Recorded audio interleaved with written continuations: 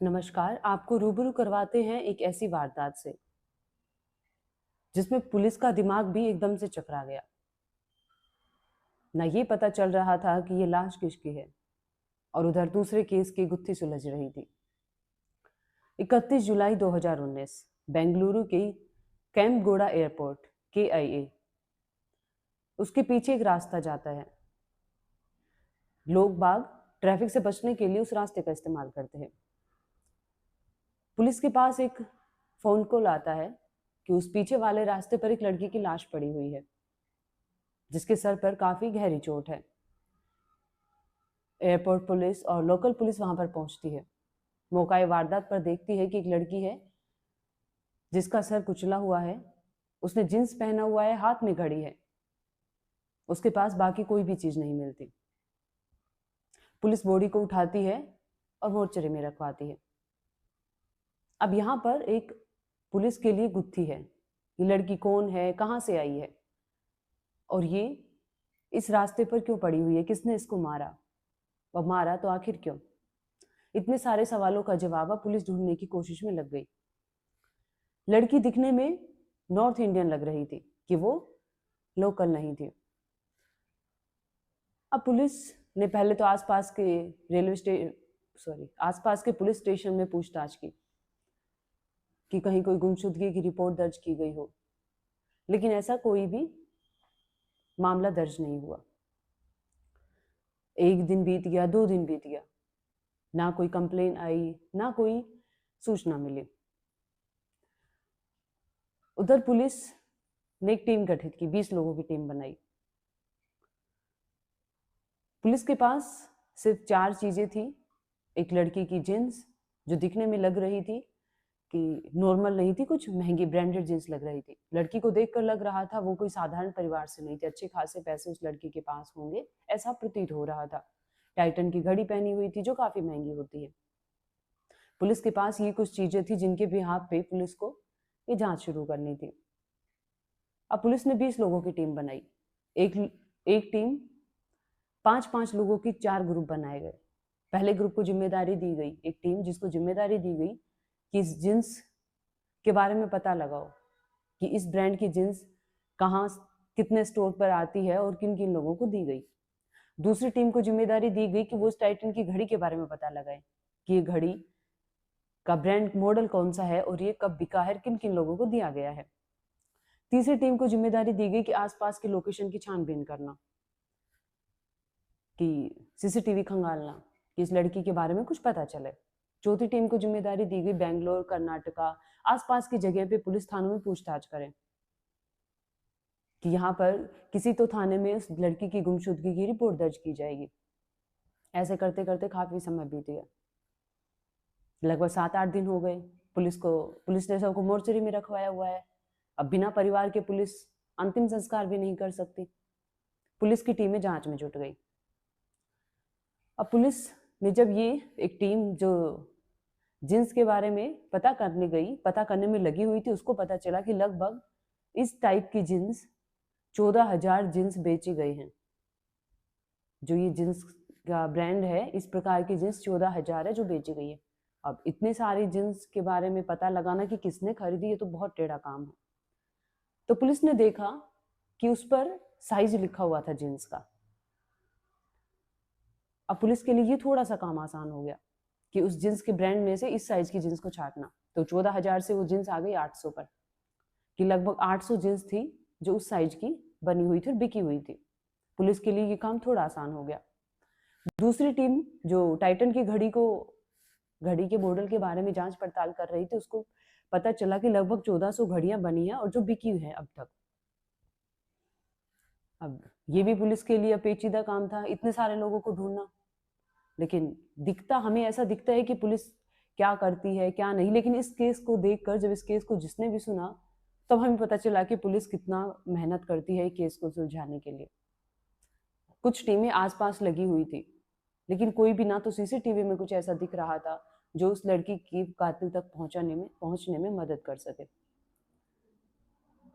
अब पुलिस सोच रही थी कि शायद हमसे कुछ छूट तो नहीं गया।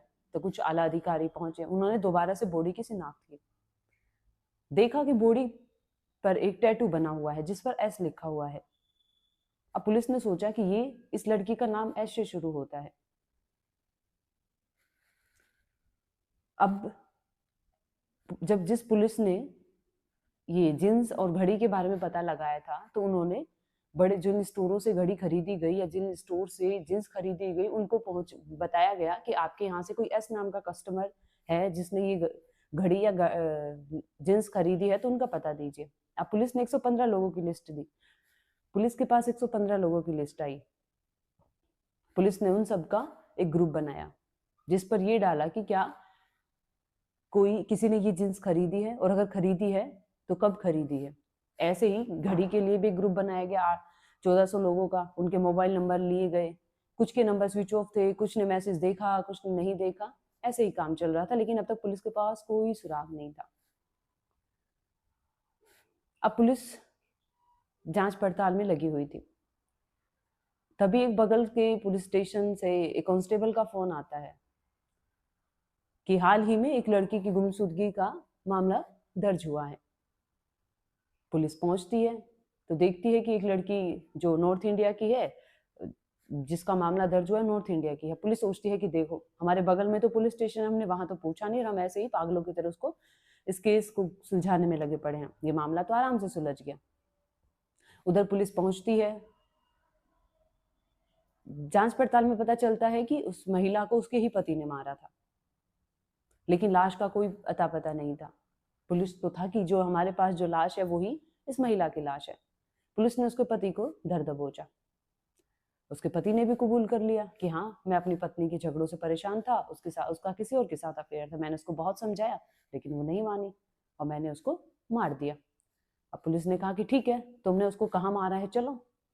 पुलिस ने सोचा कि शायद वो उसी एयरपोर्ट के पीछे वाली जगह पर ले जाएगा, लेकिन जैसे ही वो पुलिस लोकेशन बताता रहा, पुलिस उस लोकेशन पर चलती रही, लेकिन वो आदमी बजाय एयरपोर्ट के वो दूसरे सुनसान जंगल की तरफ ले गया। अब पुलिस फिर सोचने लगी कि ये अच्छा पागल है, लाश वहां पड़ी है, ये कहीं और जा रहा है। उसने कहा कि मैंने अपनी पत्नी को यहाँ पर पटका था।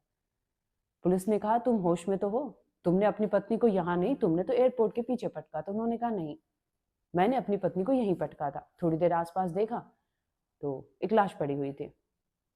अब ये पुलिस के लिए और पेचीदा काम हो गया कि हम तो किसी और केस के बारे में जांच पड़ताल कर रहे हैं, यहाँ पे और ही केस सुलझ रहा है। अब उस केस को पुलिस ने पुलिस थाने से कॉल आया था उनको हैंड ओवर किया, और वापस से पुलिस इस केस की छानबीन में जुट गई। इधर जब ग्रुप पे फोटो डाली हुई थी जिस घड़ी की, तो एक लड़की का फोन आया व्हाट्सएप पर। उसने मैसेज डाला कि ये घड़ी मैंने खरीदी थी और ये मैंने अपनी गर्लफ्रेंड को गिफ्ट की थी। अब पुलिस के पास ये एक अहम सुराग लगा। पुलिस ने उस नंबर पर फोन किया। पूछताछ में पता चला कि उस शख्स ने ये घड़ी अपनी गर्लफ्रेंड को गिफ्ट की थी, और उसने कहा कि मेरी गर्लफ्रेंड का नाम पूजा डे है। उधर जब पुलिस जांच पड़ताल में लगी हुई थी, तो उनके पास फिर से एक केस के बारे में पता चला कि एक मॉडल है जिसकी गुमशुदगी की रिपोर्ट दर्ज की गई है, और वो बिल्कुल ही नॉर्थ इंडियन है, और उसका नाम पूजा डे है। उससे पहले तक पुलिस को उसकी गर्लफ्रेंड के बारे में नहीं पता था। उसका गर्लफ्रेंड का नाम पुलिस ने नहीं पूछा। पूजा डे नाम है, और ऐसे ऐसे वो मॉडलिंग का काम करती है, इवेंट मैनेजर भी है। तो एयरपोर्ट के जो पुलिस अधिकारी है, उन्होंने जिस पुलिस कांस्टेबल ने सूचना दी थी उसके पास फोटो भेजी और कहा कि क्या तुम शिनाख्त करके बताओ कि क्या ये वही लड़की है जिसकी गुमशुदगी की रिपोर्ट दर्ज की गई है। उधर पुलिस ने जिस आदमी ने फोन किया था कि ये मेरी गर्लफ्रेंड है, मैंने इसको गिफ्ट किया था, तो पुलिस ने उसको भी फोटो भेजी कि क्या ये तुम्हारी गर्लफ्रेंड है। उसने कहा हाँ, ये मेरी गर्लफ्रेंड है। उधर पुलिस वाले ने भी कंफर्म किया कि हाँ, यही लड़की है और उसका नाम पूजा डे है और ये शादीशुदा है, और इसके पति ने रिपोर्ट दर्ज करवाई है इसकी गुमशुदगी की। अब उधर पुलिस उस लड़के के पास फोन किया कि क्या तुम्हें पता है ये कौन है। उसने कहा हाँ, ये शादीशुदा है और ये अपने पति से परेशान है और मैं इससे प्यार करता हूँ और हम बहुत ही जल्द शादी करने वाले हैं। शादी करने वाले थे। और तो पुलिस उसको बताती है कि कैसे कैसे पूजा की डेथ हो चुकी है और ये मोर्चरी में इसका सब रखा हुआ है। अब पुलिस के पास फिर ये दो अनसुलझे किस्से आ गए कि एक तरफ वो लड़की शादीशुदा है, उसका पति ने उसकी गुमशुदगी की रिपोर्ट दर्ज करवाई, दूसरी तरफ ये बंदा कह रहा है कि मेरी गर्लफ्रेंड है और वो उसको गिफ्ट कर रहा है। पुलिस को पता चलता है जब जांच पड़ताल की जाती है कि सीसीटीवी कैमरा खंगाले गए, तो पता चला कि ये एक होटल में ठहरी हुई थी। बेंगलुरु में एक सहारा होटल है, उसमें ये रुकी हुई थी। लगभग 2 दिन तक इसने अपने जो इवेंट के काम थे उसके लिए इसने ओला कैब बुक किया हुआ था और अब ये वापस अपने घर पर जाने वाली थी। लेकिन अपने इवेंट से आने और जाने के लिए तो ओला कैब बुक करती थी, लेकिन जब ये एयरपोर्ट से होटल से एयरपोर्ट के लिए निकली तो इसने कोई भी कैब बुक नहीं की। उसका मोबाइल खंगाला गया तो देखा कि हाँ, वो हिस्ट्री आ गई सामने। अब फिर पुलिस चक्कर में पड़ गई। फिर होटल वाले से पूछताछ की गई कि आखिरकार उस दिन ये पूजा है किसके साथ गई थी एयरपोर्ट के लिए। तो उन्होंने कहा कि जो लड़का जो कैब रात में छोड़ने आई थी वही कैब सुबह आई थी। पुलिस ने जब हिस्ट्री चेक की तो पता चला कि इसके तो मतलब ये तो कैब बुक ही नहीं की गई ऐप के द्वारा। अब पुलिस ने उस कैब वाले को उठाया, ले जाकर पूछताछ शुरू की।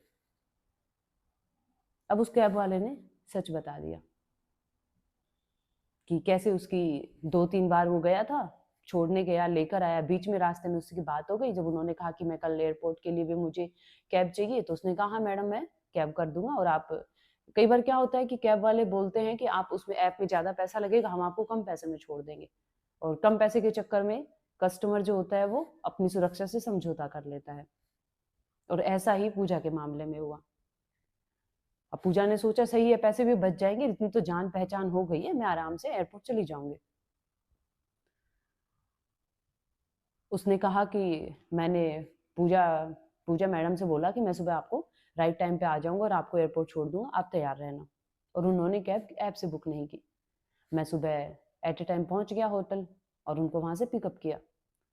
फिर उसने बताया कि मैं और मेरा दोस्त ने एक गाड़ी खरीदी थी जिसकी ईएमआई हम भर नहीं पा रहे थे। तो हमने सोचा कि गाड़ी क्यों ही हम अपने घर से जाने दें, तो हमने प्लान बनाया। क्योंकि पहले मैंने देखा था पूजा के कपड़ों से बड़ी बड़ी कि वो उसके पास खूब सारे पैसे होंगे, महंगी सी घड़ी पहन रखी थी। तो हमने सोचा इसको लूटने का सही मौका है और कल मैं इसी बहाने से हम इसके साथ लूटपाट करेंगे और पैसा कुछ छीन लेंगे। और ऐसा ही हुआ। रात के अंधेरे में वो एयरपोर्ट की तरफ जाने लगे। उन्होंने कहा कि मैडम इधर जो रास्ता है इसमें बहुत ट्रैफिक होता है, एक काम करते हैं मैं आपको दूसरे रास्ते से ले चलता हूँ, वहाँ पे बहुत ही भीड़ नहीं होती है। और वो ले जाकर उसने उस एयरपोर्ट के पीछे उस जगह पर गाड़ी रोकी और उससे कहा कि तुम जो भी तुम्हारे पास कैश गहना जो भी है सब मुझे दे दो। पूजा ने उसके साथ उसकी बात को नहीं माना और उसने विरोध करना शुरू किया। तो उसने अपनी गाड़ी से रोड निकाले और पूजा के सर पर दे मारी। पूजा ने फिर भी कोशिश की, गाड़ी से उतर कर वह नीचे भागने लगी, लेकिन चोट लगने की वजह से वो वहीं गिर पड़ी।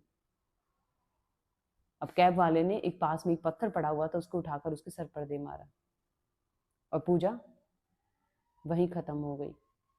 कैब वाले ने उसके गहने और कैश था, एटीएम में भी उसको पता था कुछ अच्छे खासे पैसे होंगे, वो चुरा कर भाग गया। उधर पूजा के घर वालों को फोन किया गया। वो आए, उन्होंने अपनी बेटी की बॉडी की शिनाख्त की और कहा कि हाँ ये हमारी बेटी है। उधर पुलिस ने राहत की सांस ली कि आखिरकार ये केस सुलझ गया।